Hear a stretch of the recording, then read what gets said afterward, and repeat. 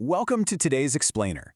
We are looking at a fundamental shift that has, quite literally, rewritten the rules of the cybersecurity battlefield in 2026.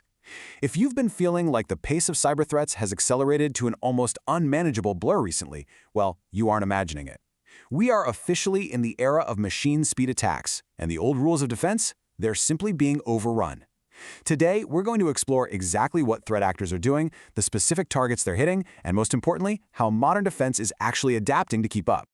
Okay, let's dive into this. 24 hours. That is the critical metric defining our current reality. The transition from a vulnerability being disclosed to active, widespread exploitation in the wild now routinely occurs in under 24 hours. Attackers just aren't waiting anymore. They're utilizing automated network scanning and agentic AI to find and exploit weaknesses before traditional, human-speed defensive teams even have a chance to, schedule a patching meeting. Right now, we're essentially bringing a spreadsheet to a machine gun fight. Here is our roadmap for the Explainer. We'll quickly cover the 2026 threat landscape, then look at perimeter and web targets, the Microsoft ecosystem, emerging AI and CMS flaws, and finally wrap up with modern mitigation and defense. Let's start with Section 1, the 2026 threat landscape. Just compare our legacy defense, which heavily relies on static CVSS scores and manual human-speed patching workflows, to the absolutely terrifying reality of the 2026 adversary. State-sponsored groups and financially motivated actors are now leveraging agentic AI systems. These things can automatically discover vulnerabilities, generate customized exploit payloads, and coordinate data exfiltration with virtually zero human oversight. It's a completely different ballgame. And this brilliantly illustrates where things stand. Identity weaknesses now play a material role in 90% of incident response investigations. Attackers are bypassing traditional perimeters. Actually, scratch that. They aren't even bothering to bypass them. They're just logging in. Why hack through a complex firewall when you can just use stolen credentials, hijack session tokens, or illicit OAuth grants? They exploit these fragmented identity setups to escalate privileges and just move silently across hybrid cloud workloads. Alongside identity, we've seen a massive 44% year-over-year increase in the exploitation of public-facing applications. With endpoints becoming so much harder to crack, threat actors have shifted their strategic focus right to the network edge, preying on deployment misconfigurations and software supply chain compromises just to get their foot in the door. Which brings us to Section 2, perimeter and web targets. The edge is in absolute chaos right now. Enterprise gateway appliances and virtualization layers are extremely high-value targets because, by design, they have to remain exposed to the internet. Look at cPanel and WHM. The Sorry ransomware family and the Mirai botnet are actively exploiting a missing authentication control to achieve complete administrative takeover. Or take PAN-OS firewalls. State-sponsored groups are leveraging a buffer overflow to get unauthenticated remote code execution as root. Then there's the Cisco Catalyst SD-WAN zero-day being used by the U8616 group to manipulate routing tables and just bypass network segmentation entirely. The common threat here, unauthenticated initial access. Beyond perimeter hardware, web frameworks are also taking heavy fire.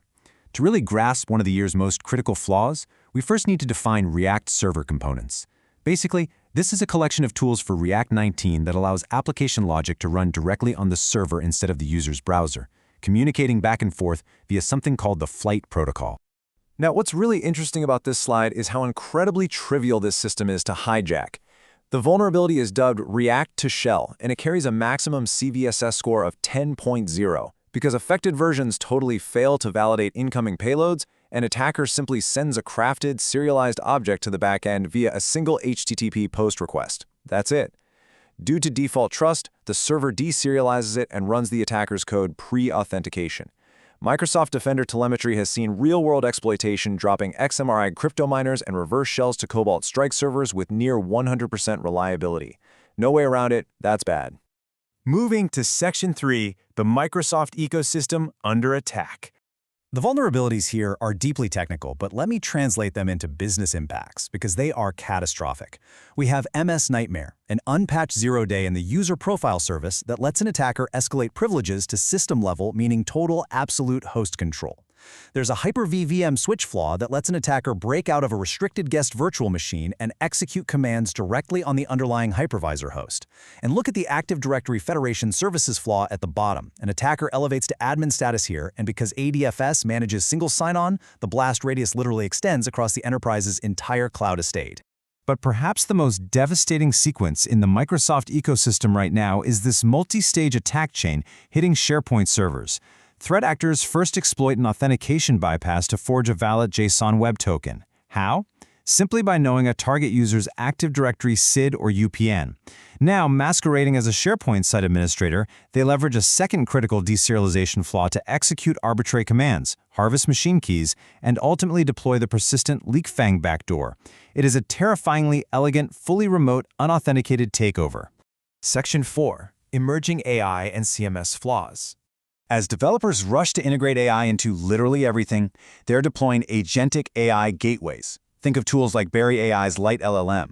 It acts as a centralized proxy, taking requests from your internal apps and managing the access tokens required to route those requests to upstream providers like OpenAI or Anthropic. In short, it holds the keys to your entire AI kingdom. And that is exactly why CVE 2026-4228 is such a nightmare. It's a pre-authentication SQL injection flaw in Lite LM.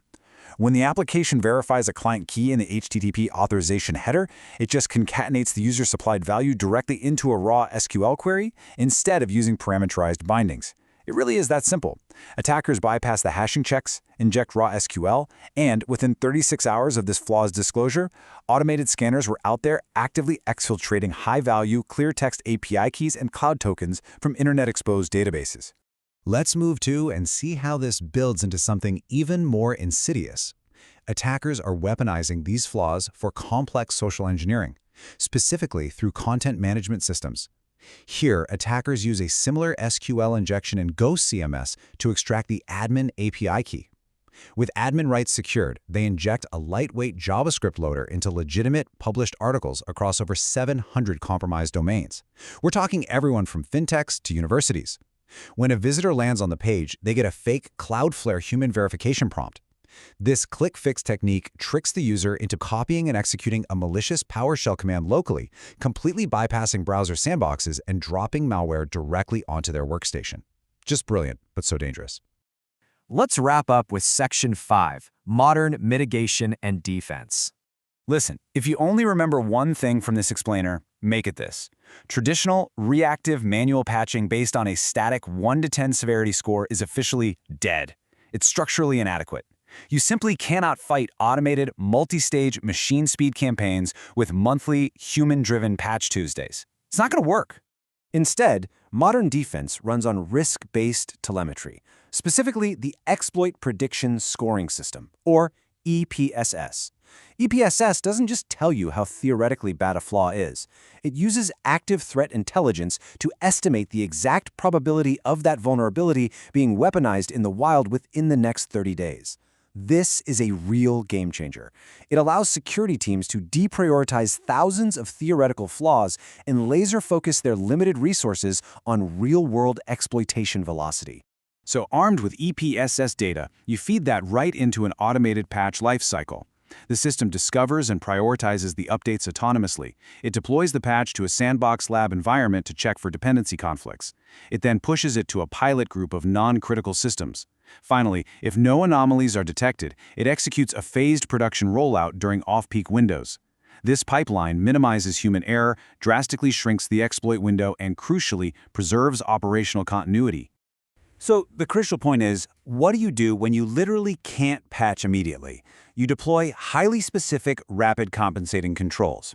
For React to Shell, apply custom WAF rules to inspect post bodies and block those malicious serialized payloads. For vulnerable Windows Server update services, isolate them entirely to trusted internal network segments. For SharePoint, set your AMSI request body scan mode to full so your endpoint agent can block deserialization exploits right in memory.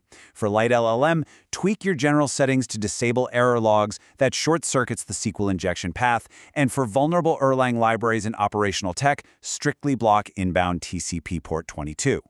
So what does this all mean for us? I'll wrap up with this thought. The 2026 threat landscape simply does not afford us the luxury of time anymore. If threat actors are moving at machine speed, automating discovery, weaponization, and exploitation all in under 24 hours, why is your defense still waiting for human approval? Upgrading your security posture from reactive to automated, threat-informed orchestration isn't just a best practice anymore. It's the baseline for survival. Thanks for joining me on this explainer today. Ensure your patching is automated, your intelligence is active, and I'll catch you on the next one.